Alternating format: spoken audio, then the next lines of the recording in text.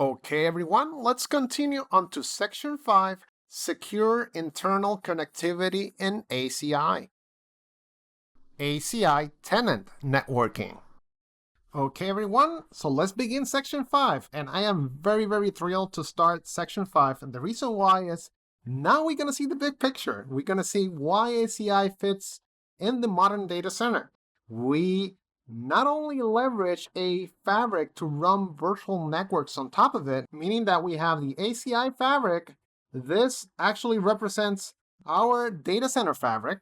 And not only we leverage a single fabric to run multiple tenant networks, we also leverage the fabric for external connectivity purposes. Like, for example, we have here a common scenario where we have our main data center, right?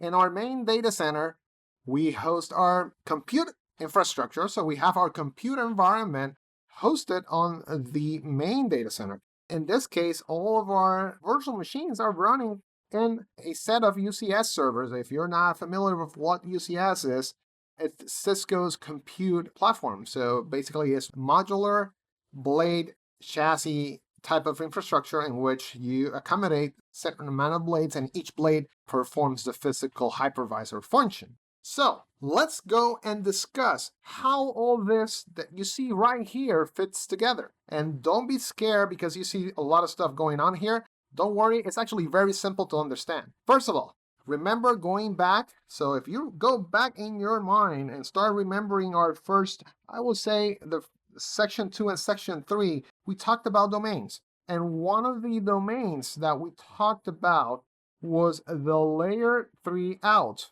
or the external routed domain, okay?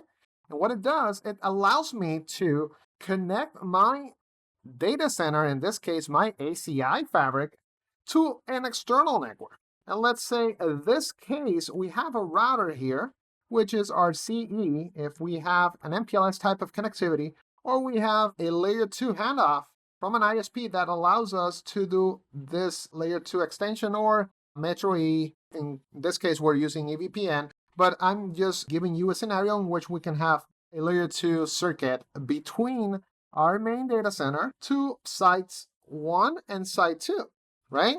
So don't worry, by the way, we're not going to touch EVPN. This is not meant to discuss EVPN. This is just for you to understand the different connectivity types that we have. On this particular scenario where we have maybe an MPLS circuit, we might have an SD-WAN connection, we might have a layer 2 circuit. There's tons of options out there. So in this case, we're just going to focus ourselves into having like a point-to-point bridge between my data center and my remote sites. So we have point-to-point 1 and point-to-point 2. So we got two sites, point-to-point, point-to-point, okay? So what are we looking from a networking standpoint in ACI? And when I mean networking, we're not talking about the underlay, we're talking about the tenant or the overlay. So on the tenant side, we have, remember on Section 4, we had tenant web server farm. Let's continue using web server farm because we're familiar with it. We have a VRF, the virtual routing forwarder. This holds all my learn routes, my locally adjacent networks inside my tenant web SRV farm. So every tenant should have at least one VRF in which you're going to associate all your bridge domains to it. All your bridge domains are going to be associated to the VRF for your tenant. But not only that, let me go ahead and clean this real quick. I want to show you that not only you connect the bridge domain to the VRF, you also connect the layer 3 outs or layer 3 external routed domains onto the same VRF. So let's say, for example, we have the bridge domain web SRV app BD, right? There is a subnet configure of 10 to 150.0.0/24. And we also have another bridge domain web SRV DB BD, which has the subnet of 10.170.0.0/24, right?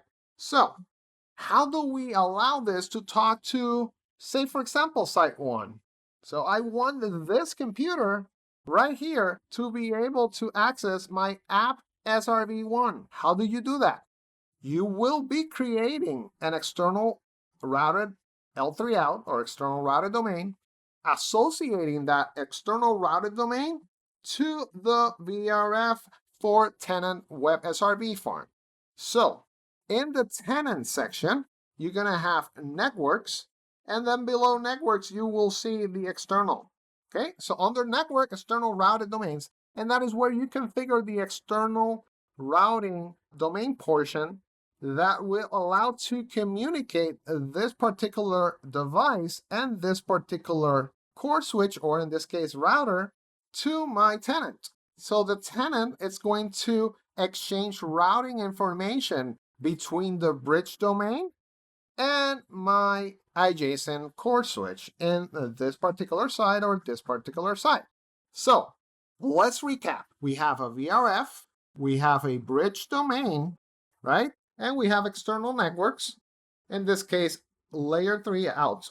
You can also configure layer 2 out, but in section 5, we are first going to configure a layer 3 out, and we're going to allow it to communicate to the WebSRV farm tenant, right? So what we want to do is we want to show that ACI performs, or ACI allows you to connect to an external network and apply the same principle as if you were allowing traffic between endpoint groups, right? So if you remember, between endpoint groups, we have a contract. In the contract, we have a subject. In the subject, we have the filters. And the filters, we do have the parameters that we're going to allow between that provider and that consumer, right?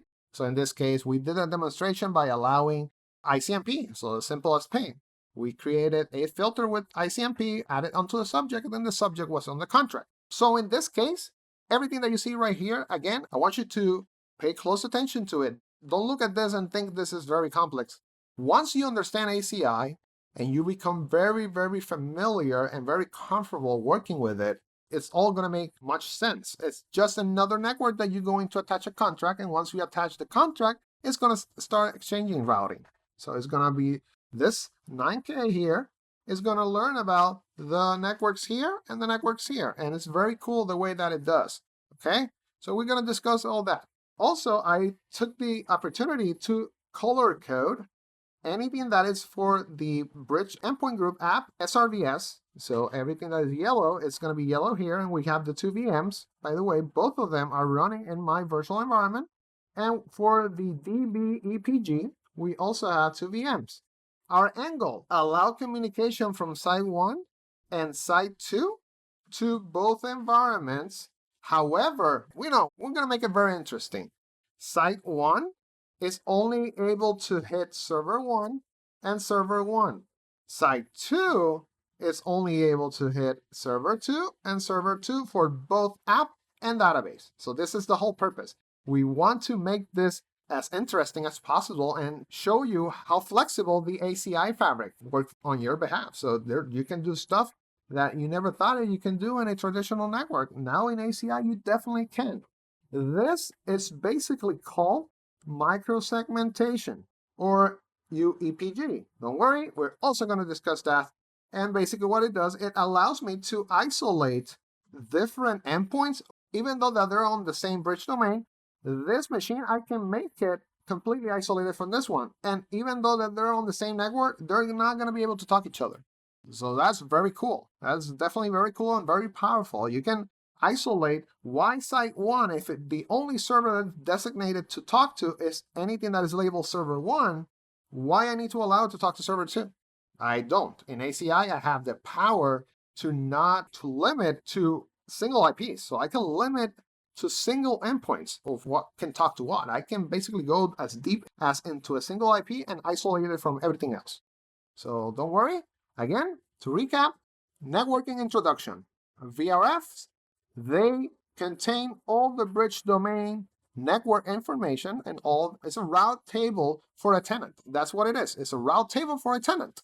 And then we have external networks, which are also attached to the VRF, in which then the bridge domains are going to know about those networks and be able to talk to them. But everything happens as long as we attach a contract to those endpoint groups as well as those external domains, okay?